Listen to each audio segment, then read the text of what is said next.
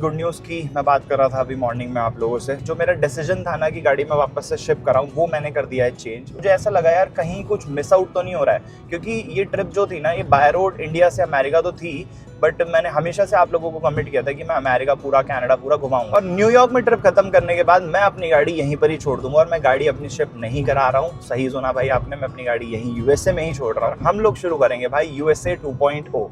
तो हाँ भाई, सही सुना आप लोगों ने, यूएसए का एक एक्सपीडिशन और आप लोगों को देखने के लिए मिलेगा, जो पार्ट आप लोग काफी टाइम से रिक्वेस्ट कर रहे थे कि 1 साल के लिए टेम्परेरी इंपोर्ट अलाउड है यूएसए कनाडा में। मैं अपनी गाड़ी 1 साल के लिए यहाँ पर रख सकता हूँ, ठीक है, अगर मैं कार्नेट के बेसिस पे लेके आया हूँ। बहुत ही ईजी था यार। नॉर्मली ये पाइप थी, एक एंड इसका इसमें फिट आ गया, दूसरा एंड वो ढक्कन खोल के मैंने वो कर दिया। पहले ब्लैक वाटर जाएगा, इसके बिना चलाता और गलती से अगर पुलिस वाले रोक लेते ना, तो यहाँ ये नहीं होता कि 2-4 हज़ार में छूट जाओगे। इसका चलान more than 800 in Canada Ontario. तो अगर कैलकुलेशंस की बात करूं मैं, तो आपको सस्ती पड़ेगी आरवी अगर आप लोग ना 3-4 लोग घूम रहे हो। होटल्स के पैसे बचा लोगे, बट हमेशा ध्यान रखना कि आरवी अगर आप टो कर रहे हो तो भाई एवरेज जरूर गिरेगी आपकी। यही एवरेज ये 11-12 दे रही थी। It's Indian vehicle. What is the license plate? License plate, my license? Yes. What state, country is it plated in? India. Is it Indian plate? Indian, yeah. All right, go back and sit in your car.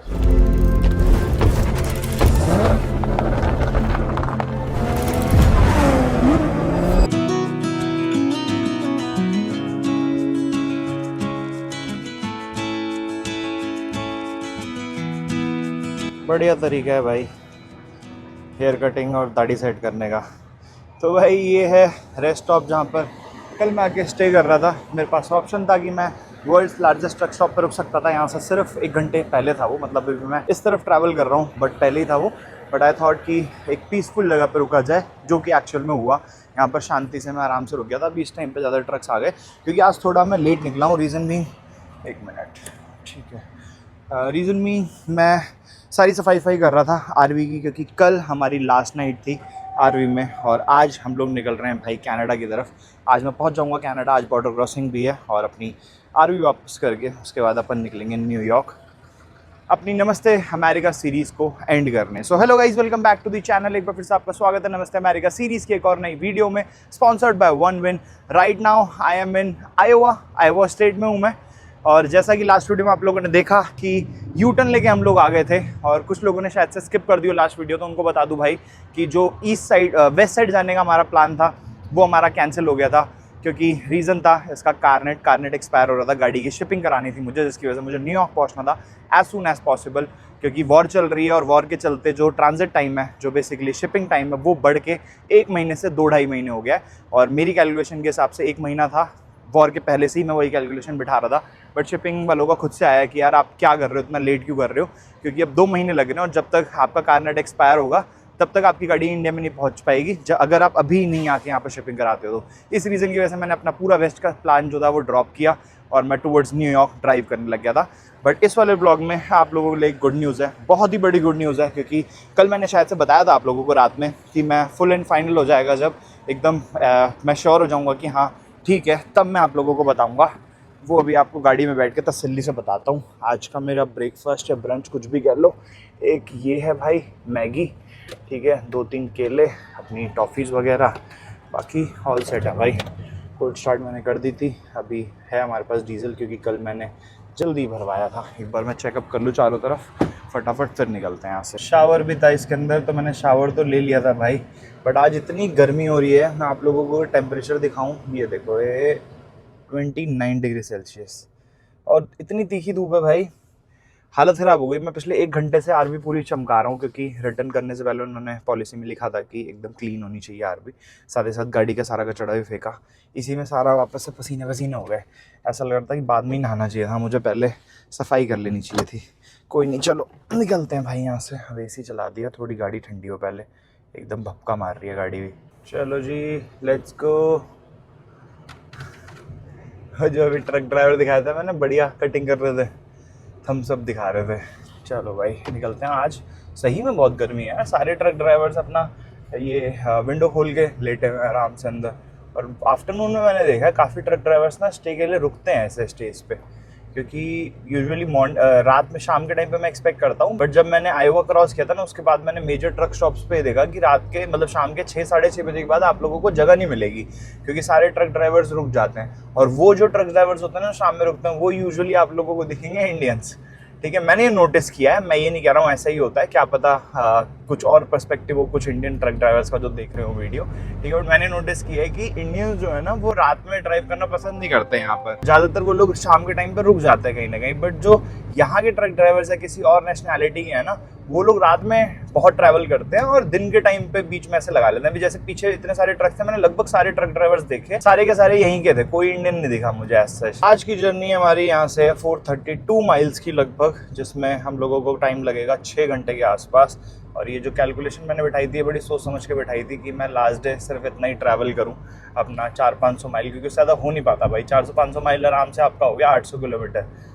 800 kilometre more than enough है, कम नहीं बोलूँगा मैं, क्योंकि trailer के साथ 800 kilometre मुझे ज़्यादा ही लगता है भाई। वैसे मैं 1000-1200 किलोमीटर मारने की कैपेबिलिटी रखता हूँ अपने अंदर कि एक दिन में मैं इतना कर दूंगा। इससे पहले अगर थकान होती भी है तो मेरे को पता चल जाता है कि मैं कर लूँगा, बट ट्रेलर के साथ नहीं हो पाता भाई 80-85 की स्पीड पे। तो अब बात करते हैं भाई गुड न्यूज़ की। जिस गुड न्यूज़ की मैं बात कर रहा था अभी मॉर्निंग में आप लोगों से, तो मैंने कल आपको बताया था कि कुछ चीज़ें चल रही हैं। तो बेसिकली जो मेरा डिसीजन था ना कि गाड़ी में वापस से शिप कराऊं, वो मैंने कर दिया है चेंज। उसके पीछे रीज़न क्या और क्या चेंज किया है शिपिंग में, क्या क्या बेसिकली पूरा प्लान है मेरा अगले कुछ दिनों के लिए, वो मैं आप लोगों को समझाता हूँ। तो यार हुआ क्या कि जब मेरे को वो शिपिंग कंपनी का फ़ोन आया ना, उन्होंने मेरे को बोला कि आपको गाड़ी न्यूयॉर्क लेके आनी पड़ेगी, क्योंकि शिपिंग हमें देनी है और कट ऑफ टाइम सिर्फ अभी आने ही वाला है। ठीक है, आपके पास 3 से 4 दिन है। इसी वजह से मैं रात में भी ड्राइव कर रहा था इतना ज़्यादा, सो दैट मैं जल्दी पहुँच जाऊँ। बट कल मैंने बहुत सोचा इस बारे में ड्राइव करते हुए, कल बहुत लंबी ड्राइव थी और मुझे ऐसा लगा यार कहीं कुछ मिस आउट तो नहीं हो रहा है, क्योंकि ये ट्रिप जो थी ना ये बाय रोड इंडिया से अमेरिका तो थी, बट मैंने हमेशा से आप लोगों को कमिट किया था कि मैं अमेरिका पूरा कनाडा पूरा घुमाऊंगा। चलो इनिशियली मैंने कनाडा ड्रॉप किया, उसके पीछे रीज़न ये था बहुत बोरिंग होने वाला था मुझे पता है, क्योंकि ओंटारियो पूरा, उसके बाद सस्कैचुअन और उसके बाद एक और है अपना अल्बर्टा तो चलो सुंदर है। ये 2-3 प्रोविंस जो है ना अपने इसके क्या नाम है कनाडा के, ये बहुत ज़्यादा बोरिंग है। तो मुझे ये लगा कहीं आप लोग बोर ना हो जाओ और ये कनाडा के सीरीज ऐसे शुरुआत ना हो, बेसिकली यूएस से शुरू करते हैं। और मेरा भी इतना ज़्यादा मन नहीं था कनाडा में रहने का, क्योंकि बहुत ज़्यादा टाइम हम लोग वेट कर चुके थे कनाडा में। बट फिर उसके बाद बात आती है भाई कि अब जब ये इशू आ गया गाड़ी शिप कराने का, तो ऑब्वियसली मैंने जो प्रायोरिटी रखी वो ये रखी कि मेरे को गाड़ी सही सलामत इंडिया पहुंचानी है वैलिडिटी के, क्योंकि मैं अगेंस्ट नहीं जाना चाहता था डॉक्यूमेंट्स के। उसके अलावा एक ऑप्शन मेरे पास ये था कि जब मैंने कल शायद आप लोगों से मैंने परसों डिस्कस किया था, अपने लास्ट व्लॉग में देखा था होगा, ठीक है, कि मैंने आपको बताया था मेरे पास एक और ऑप्शन मेरे को शिपिंग कंपनी ने दिया था कि आप इंडिया जाओ और इंडिया जाके आप दूसरा कारनेट लेके आ जाओ और उस बेसिस पे आपका क्या नाम है आप बाद में भी करा सकते हो शिपिंग। ठीक है, बट एक इशू कल शाम को और निकल के आया, जो कि ये था कि कनाडा जो कस्टम्स थे ना वो बोलने लग गए कि ये कारनेट हम लोग कंसिडर नहीं करते। अब ये चीज़ आप लोगों के लिए थोड़ी इन्फॉर्मेटिव है। तो एक्चुअल में कनाडा गवर्नमेंट या फिर कनाडा कस्टम से बोलता है जो नॉर्मल कारनेट दी पसाज होता है ना, ये लोग वो कंसिडर नहीं करते हैं। यहाँ पर एक अलग कारनेट चलता है जिसे बोलते हैं कारनेट 80A। तो कारनेट 80 बनवाने के लिए मुझे एक अलग से कारनेट बनवाना पड़ेगा, बट अगर कारनेट दी पसाज मेरे को एक्सटेंड करवाना है या फिर ये मेरे को वापस से बनवाना है 1 साल की वैलिडिटी के लिए, तो पहले मुझे ये कारनेट सरेंडर करना पड़ेगा। सरेंडर करने के लिए मुझे इंडिया जाना पड़ेगा, फिर उसके बाद मैं उसको कारनेट को दूंगा, वो नया कारनेट इशू करेंगे और जो मेरी सिक्योरिटी है वो वापस से ट्रांसफर करेंगे या फिर शायद मुझे रिटर्न करेंगे, मैं वापस से करूँगा। तो एक प्रोसीजर है बेसिकली, बहुत लेंथी नहीं है, ठीक है, बट एक प्रोसीजर है जिसके लिए मुझे इंडिया जाना पड़ता। फिर उसके बाद मैंने सोचा अभी कल ही कि 80A कारनेट मुझे चाहिए, मतलब ये वाला कारनेट तो मैं वैसे भी एक्सटेंड नहीं करा सकता, एनी हाउ मुझे यूएसए से वापस शिपिंग के लिए 80A कारनेट चाहिए, या तो फिर मैं कनाडा से शिपिंग कराऊँ क्योंकि कनाडा एक्सेप्ट करता है कारनेट दी पसाज। तो उस केस में फिर मुझे हैलिफैक्स जाना पड़ता, जहाँ से मैं हैलिफैक्स से गाड़ी लेके आया था, और हैलिफैक्स की ड्राइव बहुत ज़्यादा लंबी है। फिर हैलिफैक्स से मुझे वापस से टोरंटो या फिर न्यूयॉर्क आना पड़ता फ्लाइट लेने के लिए। तो फिर मैंने डिसाइड किया कारनेट तो मुझे एनी हाउ एक्सटेंड कराना ही पड़ेगा, क्योंकि यूएस से शिपिंग करानी है मुझे, उसके लिए मुझे इंडिया जाना था। तो फिर मैंने कहा पहले जहाँ एक चीज़ से मैं थोड़ा बच रहा था कि मेरे को इंडिया जाके वापस से ऐसे करके नहीं आना है कि मैं वापस से ये ट्रिप इतनी ज़्यादा खींचूँ, क्योंकि ऑलरेडी 1 साल हो चुका है इस ट्रिप में। देन आई डिसाइडेड कि एक काम करते हैं, इस ट्रिप को यहीं पर ही पूर्ण विराम लगाते हैं, अभी तो नहीं, एज इन पूरा घूम के न्यूयॉर्क वगैरह, ठीक है, जो बेसिकली फाइनल डेस्टिनेशन थी हमारी इस ट्रिप की न्यूयॉर्क, जो मैंने गाड़ी पे मैप बनाया और हमेशा से बोला है कि यूएसए में न्यूयॉर्क में जाके अपना फ्लैग वेव करेंगे और अपनी ट्रिप खत्म करेंगे। तो मैंने वही सोचा इस ट्रिप को प्रॉपरली एक तरीके से पूर्ण विराम लगा के खत्म करते हैं न्यूयॉर्क में, और न्यूयॉर्क में ट्रिप खत्म करने के बाद मैं अपनी गाड़ी यहीं पर ही छोड़ दूंगा। और मैं गाड़ी अपनी शिप नहीं करा रहा हूँ, सही सुना भाई आपने, मैं अपनी गाड़ी यहीं यूएसए में ही छोड़ रहा हूँ, यूएसए या कनाडा जहाँ पर भी छोड़नी होगी, क्योंकि वापस शिपिंग कराने पे ना वापस से शिपिंग कॉस्ट पूरी पे करो, फिर इंडिया से वापस से कभी मुझे यूएस घूमने आना है तो यहाँ पर आपको पता ही है फ्लाइट से घूमा नहीं जा सकता, बहुत दूर दूर है सब कुछ, घूमना मैंने गाड़ी से ही है। तो उस केस में फिर मुझे बार बार गाड़ी यहाँ लानी पड़ेगी, जो कि इम्पॉसिबल है, मैं करने नहीं वाला हूँ, ठीक है। तो इसलिए मैंने सोचा कि यहाँ पर गाड़ी रखते हैं एंड आफ्टर 2 months मैं इंडिया जाऊँगा, मैं अपना सारा कारनेट रिन्यू कराऊंगा, उसके बाद मैं वापस से फ्लाई करके आऊँगा, वापस से अपनी गाड़ी उठाएंगे और हम लोग शुरू करेंगे भाई यूएसए 2.0। तो हाँ भाई सही सुना आप लोगों ने, यूएसए का एक एक्सपीडिशन और आप लोगों को देखने के लिए मिलेगा, जो पार्ट आप लोग काफी टाइम से रिक्वेस्ट कर रहे थे। मैं इंस्टाग्राम पे भी लाइव आया था, वहां पर भी मैंने Q&A किया, तो काफी सारे लोग मुझे बोल रहे थे कि भैया अलास्का जाओ, अलास्का जाओ, बहुत सारे लोग इंटरेस्टेड हैं अलास्का के लिए। तो अभी भी मौसम ठीक है अलास्का का, बट जो पीक सीजन है ना अलास्का का वो है भाई अक्टूबर नवंबर, ठीक है। तो मैंने ये डिसाइड किया कि अलास्का के अलावा भी जो पार्ट मेरा रह गया है बेसिकली कैलिफोर्निया और इसके अलावा अपना मोआब जो मैं कह रहा था, सैन फ्रांसिस्को, और ये सब तो कैलिफोर्निया में ही है, तो ये सब करके हम पूरा एक एक्सपीडिशन बनाएंगे 1-1.5-2 महीने का जितना भी लगेगा। तो उसको मैं यूएसए 2.0 की सीरीज में कवर करने वाला हूँ। तो फाइनल जो मेरा डिसीजन है वो यही है कि मैंने अपनी शिपिंग कंपनी को मना भी कर दिया कि मैं गाड़ी शिप नहीं करा रहा हूँ अभी। उन्होंने मुझसे यही बोला कि बाद में गाड़ी फंस जाएगी, हो जाएगा, हो जाएगा। मैंने बोला कोई इशू नहीं है, मैं इंडिया जाके कारनेट रिन्यू कराऊंगा, क्योंकि 1 साल के लिए टेम्परेरी इंपोर्ट अलाउड है यूएसए कनाडा में। मैं अपनी गाड़ी 1 साल के लिए यहाँ पर रख सकता हूँ, ठीक है, अगर मैं कारनेट के बेसिस पे लेके आया हूँ। अब कारनेट जो इंडिया की गवर्नमेंट है वो बोलती है कारनेट के बेसिस पे आप 1 साल अपनी गाड़ी आउट ऑफ इंडिया रख सकते हो, ठीक है। तो वो कारनेट एक्सटेंड करा लेंगे, कारनेट का हमारा डॉक्यूमेंटेशन वहाँ कंप्लीट हो गया, बाकी यहाँ पर आके जो रहना वो 1 साल की हमारे पे वैलिडिटी है। तो बेसिकली इस ईयर एंड तक मेरे को वापस इंडिया गाड़ी लेके जानी है, जो कि मैं कर लूंगा। तो अपना सितंबर, अक्टूबर, नवंबर जब भी आना होगा मुझे, उस टाइम पे मैं 2 महीने की प्रॉपर एक फुल फ्लेश 2.0 सीरीज करूंगा, ठीक है। और उस टाइम पे फिर आप लोगों को अलास्का और वो सब घुमाएंगे। तो जिन लोगों को भी थोड़ा दुख हो रहा हो कि इतनी जल्दी खत्म हो गई सीरीज, यूएसए में घूम नहीं पाए हम लोग वेस्टर्न कोस्ट, तो ठीक है भाई, डोंट वरी, बहुत जल्दी आप लोगों को वो वाली सीरीज देखने को मिली। बट मैं ये नहीं कह रहा हूँ कि मैं जाके तुरंत वापस आ जाऊँगा, मैं कुछ टाइम इंडिया में रहूँगा और बाकी की कंट्रीज का जो मेरा प्लान था इस साल का, मैं वहाँ जाऊँगा और ये बाय रोड वाली ट्रिप को थोड़ा सा गैप देके फिर वापस से शुरू करेंगे जब विंटर्स आने वाली होंगी उस टाइम पे।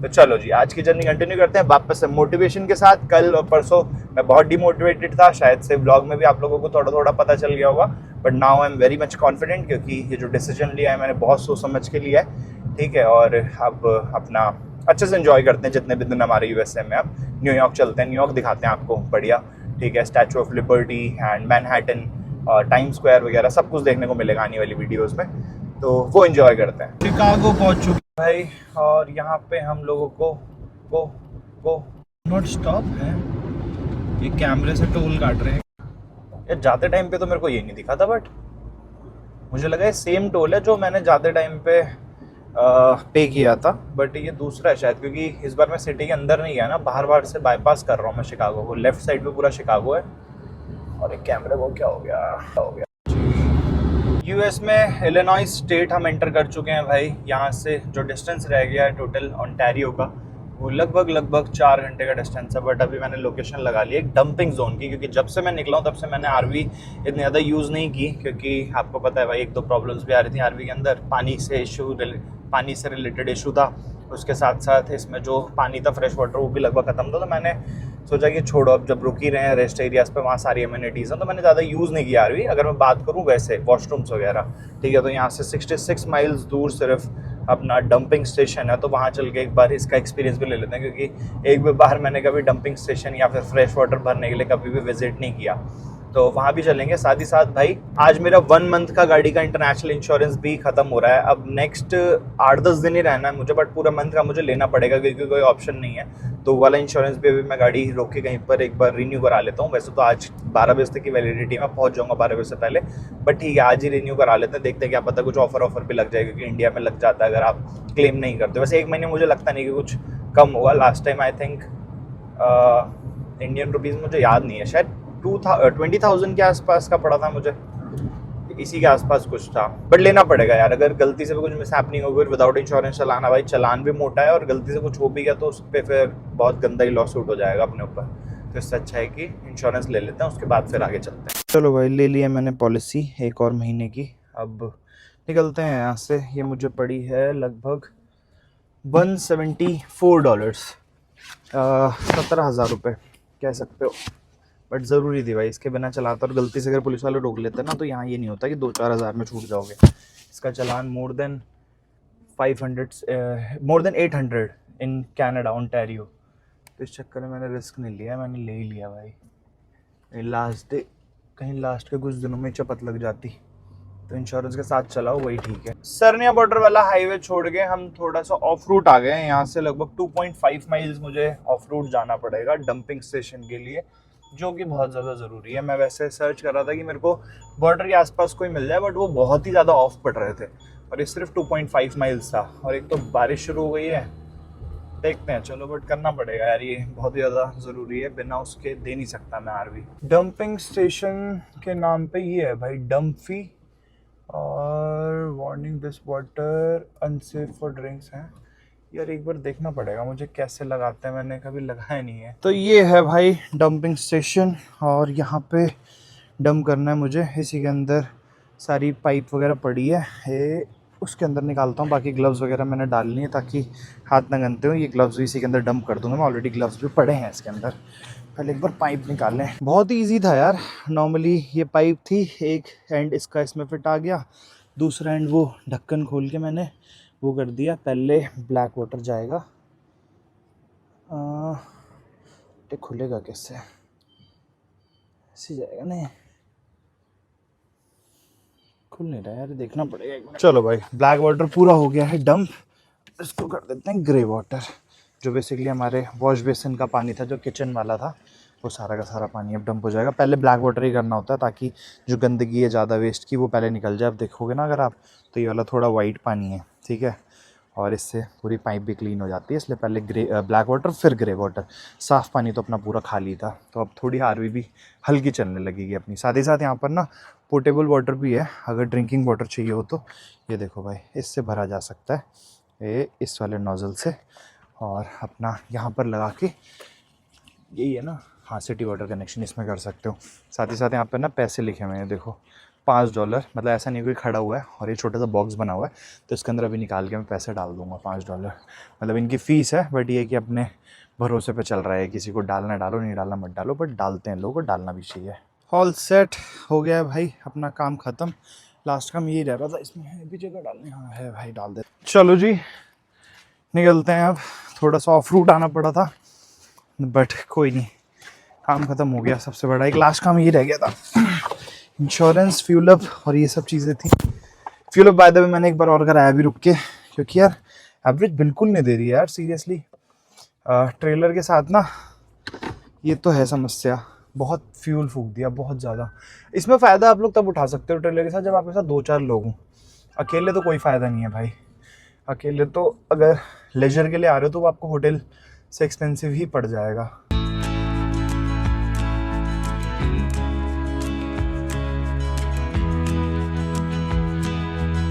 आरवी की अगर मैं कैलकुलेशन की बात करूँ ना, कि अगर आप लोग आते हो यहाँ पर यूएस कनाडा और आरवी में घूमना पसंद करते हो, जो कि यूजुअली लोग यहाँ पर करते हैं, जो लोग यहाँ पर रह रहे हैं उन लोगों को पता है ये चीज़, जिन लोगों को नहीं पता और सिटीज़ घूमने आ रहे हैं सिर्फ, जैसे कि कनाडा में मॉन्ट्रियल, क्यूबेक सिटी, ये सब हो गया। उसके अलावा यूएस में अगर कोई स्पेसिफिकली घूमने आ रहा है तो या तो ईस्ट कोस्ट या तो वेस्ट कोस्ट पे जो सिटीज़ है वो घूमने आ रहा है, ठीक है। उसके अलावा अगर कोई रोड ट्रिप करना चाहता है ना, तो वो या तो कैरावन टाइप कुछ ऑप्ट करता है या तो आरवी रेंट करता है। कैरावन नहीं प्रेफर करते हैं जल्दी, क्योंकि कैरावन के लिए बहुत ज़्यादा इन्वेस्टमेंट करनी पड़ जाती है एक बार में, खासकर अगर कोई टूरिस्ट है तो। बट यहाँ पर अगर कोई रह रहा है और फैमिली वगैरह आती है, क्योंकि मैं 1-2 फैमिली से मिला जिनके बच्चे यहाँ पर ऑलरेडी पढ़ रहे थे और फिर जॉब करने लग गए, और उसके बाद जब वो लोग घूमने आए यहाँ पर, तो उस बेसिस पे फिर उन लोगों ने आरवी रेंट करी और गाड़ी के पीछे लगा के वो लोग घूमने निकल गए। तो अगर कैलकुलेशंस की बात करूं मैं, तो आपको सस्ती पड़ेगी आरवी अगर आप लोग ना 3-4 लोग घूम रहे हो तो। जैसे कि अगर फॉर एन एग्जांपल मैं बोलता हूँ 4 लोग हो आप और 4 लोग आरवी में घूम रहे हो, तो कहीं ना कहीं अगर आप होटल रूम लोगे तो पर रूम का आप कुछ नहीं तो ये मान लो $100 तो पे करोगे। $100 में आपको बहुत मतलब डिसेंट सा रूम मिल जाएगा। अगर आपको अच्छा चाहिए तो और महंगा, सस्ता आपको $60-70 मिल जाएगा। बट उस केस में आप ये देखो कि 2 रूम आप लोगों को लेने पड़ेंगे लगभग $140-150। वहाँ आपके पैसे बहुत ज़्यादा बच जाएंगे, साथ ही साथ आप एंजॉय भी बहुत ज़्यादा कर पाओगे रोड ट्रिप को, अगर आपके साथ 2-3 लोग होते हैं तो। क्योंकि कुकिंग आप खुद से कर सकते हो, आपको किचन मिलता है, वॉशरूम वगैरह सब कुछ एकदम प्रॉपरली मिलता है, जगह जगह ऐसे डंपिंग स्टेशन होते हैं, सब कुछ आपको ईजिली मिल जाएगा। बट अगर आप मेरी तरह अकेले घूम रहे हो तो मैंने तो चलो एक एक्सपीरियंस लेने के लिए, आप लोगों को एक एक्सपीरियंस शेयर करने के लिए आरवी रेंट की थी। बट मुझे अगर मैं बताऊं गाड़ी के हिसाब से नहीं, बट जो मेरा डिसीजन था आरवी लेने का, वो मुझे लगता है कहीं ना कहीं थोड़ा सा गलत प्रूफ हो गया जैसे मैं थोड़ा थोड़ा आगे बढ़ा। अभी मैं ट्रिप की बात नहीं कर रहा हूँ, अभी मैं सिर्फ आरवी के डिसीजन की बात कर रहा हूँ। क्योंकि बीइंग अ सोलो ट्रैवलर मैंने बहुत ज़्यादा फ्यूल में स्पेंड किया, ठीक है, और मैं उतना एंजॉय नहीं कर पाया बेसिकली, क्योंकि मैं जो मेरी ट्रिप का मोटिव है वो है पहुंचना एक जगह से दूसरी जगह, ना कि मैं हाईवेज पर कैंपिंग करूं और ये सब, ठीक है। और अकेले मैं प्रेफर भी नहीं करता, क्योंकि नहीं मज़ा आता यार। आप कैंपिंग जगह पे जाओ, कैंपिंग स्पॉट पे, वहाँ पर कोई है ही नहीं बेसिकली, खाली है जब, ठीक है, और आप अकेले जाके करो क्या वहाँ पे? कहीं कहीं आपको लोग मिल जाएंगे, कहीं पे नहीं मिलेंगे, कहीं कहीं पे लोग होंगे जो आपसे मतलब ही नहीं है, जिनको, ठीक है, आपसे बात नहीं करना चाहेंगे, तो फिर नहीं होता है कि अकेले आप जाके वहाँ अकेले बैठ के यहाँ पे चिल करो। कितना ही चिल कर लेगा एक इंसान, ऊपर से काम भी बहुत होते हैं साथ साथ, एडिटिंग एंड ऑल, ठीक है। तो मैं अकेले की डिसीजन की बात करूँ तो वो चीज़ मेरे से गलत हो गई। बट ठीक है, मैंने एंजॉय किया आरवी के साथ, जो भी मैं अभी 14-15 दिन आरवी के साथ मैंने ट्रैवल किया है, तो ये मैंने बहुत ज़्यादा एंजॉय किया। उसके अलावा अगर आप लोग कभी आते हो तो मैं बोलूँगा भाई, सजेस्ट करूँगा कि आप ज़रूर करना, और खासकर जब आपकी गाड़ी यहाँ की होगी ना, तो आपको वायरिंग वगैरह का इतना इशू नहीं आएगा जितना मुझे आया है, क्योंकि मेरे पास इंडियन गाड़ी थी। यहाँ की गाड़ियों में ऑलरेडी सब कुछ होता है, और टोइंग कैपेसिटी वगैरह सब आपको पता चल जाएगी यहाँ के ब्रांड के हिसाब से। आप किससे पूछोगे? आरवी वाले से पूछोगे जिससे आप आरवी रेंट पे ले रहे हो, वो भी ठीक है। और रही बात रेंट की, तो आपको यूजुअली जो मेरी आरवी है, जो बेसिकली मैंने आरवी ली है, ठीक है, इस टाइप की आरवी मैन्युफैक्चरिंग की लोगे तो उस केस में आपको वो $110-120 के आसपास पड़ जाएगी। मेरे को बहुत सस्ती पड़ गई $70 में, क्योंकि भाई मतलब हो गया, अब कैसे बताऊं, मतलब वो जुगाड़ उगाड़ लग गया थोड़ा, उन्होंने सस्ती कर दी, बट वैसे इतना सस्ती मिलती नहीं है। मेरे को बहुत अच्छी डील मिली थी $70 पर डे के हिसाब से। इतने में आपको ऐसी आरवी कभी नहीं मिलेगी, ठीक है। इस प्राइस में आपको बहुत, जैसे कहते हैं ना, बहुत पुरानी एकदम थर्ड क्लास वैसी आरवीज रेंट पे चढ़ी हुई हैं मार्केट प्लेस पे, फेसबुक मार्केट प्लेस पे। उसके अलावा अगर आपको अच्छी आरवीज चाहिए तो वो 150 मान के चलो, $120-150 के आसपास। बट वहीं अगर 4 लोग रह रहे हो तो वो पैसा आपको खलेगा नहीं, क्योंकि आप होटल्स के पैसे काफ़ी बचा लोगे। बट हमेशा ध्यान रखना कि आरवी अगर आप टो कर रहे हो तो भाई एवरेज जरूर गिरेगी आपकी। यही एवरेज ये 11-12 दे रही थी, ठीक है। और जब भी मैं फ्यूल अप कराता था, वो 11-12 सिर्फ नाम का था, मैं उसको खींच के अच्छा खासा ही निकाल लेता था। क्योंकि जब मैं फ्यूल अप कराता था ना फुल टैंक पे, मेरे को यहाँ पे रेंज आती थी 660-670 ऐसे करके, ठीक है। और वो लगभग 550-600 किलोमीटर चला लेता था। जब आरवी टो कर रहा हूँ मैं, उस टाइम पे इसकी रेंज आती है 320-330 मैक्सिमम, और उसमें भी सिर्फ 300 ही निकल पाती है, लगभग 300 भी नहीं बोलूंगा, कम ही निकलती है, 270-280। तो ये मान लो जहाँ मेरा फ्यूल 1 लाख का लगना होगा, वहाँ मेरा फ्यूल 2 लाख का लगेगा, ठीक है, जो कि हुआ है एक्चुअल में। मैं अभी तक पहुंचा भी नहीं था वेस्ट कोस्ट पे, बहुत नज़दीक था, बट फिर भी मैंने फ्यूल में बहुत ज़्यादा स्पेंड कर दिया। आज जब मैं निकला था ना सुबह, तो उस टाइम पे जो मेरा अराइवल टाइम था वो शाम के 6 बजे था, और ये बढ़ के हो चुका है 12:42 रात के। और ऐसा इस वजह से हुआ है क्योंकि जो डेस्टिनेशन थी पहले मेरी, वो थी डिट्रॉइट, विंसडर सॉरी, और मैंने वहाँ पर आरवी रख के और फिर वापस न्यूयॉर्क निकलना था। बट आई थॉट कि फालतू में भैया को यहाँ पर क्यों बुलाया जाए, और मैं चला जाता हूँ अपना, और आरवी सीधा रिटर्न करके, और फिर कल वहाँ से मैं न्यूयॉर्क निकल जाऊँगा, अपना घर पे ही सो जाऊँगा आज आराम से। उसके बाद कल से फिर वापस से अपनी जर्नी शुरू कर लेंगे। तो इसी वजह से मैंने कहा आप लोगों को अपडेट दूँ। साथ ही साथ एक चीज़ और आप लोगों को बतानी थी, जो मैंने अभी अभी नोटिस की। इंस्ट्रूमेंट क्लस्टर में मेरा ध्यान गया, भाई 90 की स्पीड में भी गाड़ी चल रही है, ठीक है, और इसका जो RPM है ना, वो सिर्फ 1500 जा रहा है, वो भी आरवी के साथ। ये मैंने अभी तक नहीं देखा था, ये जब मैं निकला था यहाँ से तभी जा रहा था। और इसका रीज़न है भाई ऑल्टीट्यूड, क्योंकि अभी जो हमारा ऑल्टीट्यूड है, जिस ऑल्टीट्यूड पे हम लोग ड्राइव कर रहे हैं ना, वो बहुत कम है। जैसे जैसे हम लोग वेस्टर्न साइड बढ़ते हैं, और बीच में जो सेंट्रल US से अपना कोलोराडो खासकर, उसके अलावा यूटा वगैरह ना, वहाँ पर थोड़ा सा जो आपका ऑल्टीट्यूड है वो बढ़ जाता है, जिसकी रीज़न की वजह से गाड़ी को ऐसा लगता है कि पूरा प्रेशर देना पड़ रहा है आरवी को खींचने के लिए। और अभी यहाँ पर ऑल्टीट्यूड एकदम फ्लैट है, मतलब एकदम स्ट्रेट गाड़ी चल रही है, कोई पहाड़ी रीजन नहीं, कुछ नहीं। तो इस वजह से इसका जो नॉर्मल RPM है ना, वो सिर्फ और सिर्फ 1500 के आसपास, 2000 टच हो रहा है सिर्फ, ठीक है। और उसके अलावा जो मैंने देखा था, वो देखा था 2000 के ऊपर पूरे टाइम, जिसकी वजह से तेल ज़्यादा पी रही थी। और इसी वजह से जब मैंने तेल डलवाया, अब वो जो इसकी एवरेज है वो मेंटेन्ड है, मतलब कम नहीं हो रही है। देख रहे हो 318 है, क्योंकि एक्चुअल में भी जैसे ही मैं आरवी हटा के चलाऊंगा ना, 318 से कम 500-550 चली जाएगी, ठीक है। बट ये है कि चलो, अब जैसे ही आरवी हटेगी उसके बाद एवरेज सही देने लग जाएगी, क्योंकि आरवी की वजह से इसका RPM भी हाई होता है और फ्यूल कंजप्शन भी फिर बढ़ जाता है। Once again welcome to the Canada US border. Border पहुंच ही गए हम लोग, बस यहीं पर ही है, लेफ्ट में मेरे को दिख रहा है इनका कस्टम्स एंड इमिग्रेशन। भाई बॉर्डर क्रॉस करते हैं, देखते हैं अब क्या क्वेश्चंस पूछते हैं, क्योंकि यूएस कनाडा क्रॉस करने में ना हमेशा आप लोगों को यूनिक क्वेश्चंस ही मिलेंगे, ऐसा कुछ नहीं कि रिपीटेटिव क्वेश्चंस आएंगे। बाकी चलते हैं जी, देखते हैं। और इसके बाद जब यूएस एंटर करना है मुझे न्यूयॉर्क जाने के लिए, वो विदाउट आरवी होगा, बट आई थिंक 2 बार उससे पहले मैं क्लियर कर चुका हूँ। और 6 महीने की जो वो स्लिप बनती है I-94 या ऐसा कुछ कहते हैं, तो वो शायद से, ये देखो ब्रिज टू कनाडा, ऊपर वाला जो ब्रिज है ना ये कनाडा का ब्रिज है, बट मुझे यहाँ पर नीचे पहले कस्टम वगैरह सब कुछ क्लियर करना है। 1 मिनट, इसको क्या हो गया? हाँ अब ठीक है, देख रहे एकदम जगमगा रहा है जैसे बॉर्डर के पास है। अभी सुनसान सुनसान में मैं ट्रैवल कर रहा था, और ये लेफ्ट में ये ड्यूटी फ्री है इनका। ओ ओ ओ ओ ब्रिज टू कनाडा, नहीं मैं गलत आ गया, मुझे यहाँ से लेफ्ट लेना था। ये वही वाला बॉर्डर है जिससे मैं आया था, सेम बॉर्डर से इस टाइम पे मैं एंटर कर रहा हूँ कनाडा में, क्योंकि इससे पहले मेरा प्लान था डिट्रॉइट बॉर्डर से एंटर करने का, बट ये सारनी है। अब यहाँ से मेरा लंदन बहुत कम रह गया, सिर्फ 1 घंटे 15 minute. Toll right, how much? It's gonna be $10. We don't take cash. Do I need a Visa, Master, Discover card? Oh, okay. Can you try this one, please? Yeah. You are Done. all set. You have a great day. Thank you. Okay. इधर तो इन्होंने कुछ भी नहीं पूछा। तो अब मुझे समझ आया बेसिकली ये किस तरीके से काम करता है। तो एक्चुअल में जब आपको याद होगा, मैं जब नाइग्रा फॉल्स गया था तो वहाँ पर जब मैं यूएस से एग्जिट हुआ था ना, तो मैं इस टोल को समझ रहा था कस्टम्स या कुछ ये फीस है ब्रिज की। एक्चुअल में तो फीस ही है, बट एग्जिट करते टाइम पे ना कभी भी कनाडा या यूएसए में दोनों साइड पे कुछ भी नहीं होगा, क्योंकि आप लोगों को शायद से पता होगा या नहीं पता तो बता देता हूँ कि कनाडा यूएसए में खासकर आपको स्टैंप नहीं देते हैं वो लोग पासपोर्ट पे एग्जिट या एंट्री पे इमिग्रेशन की।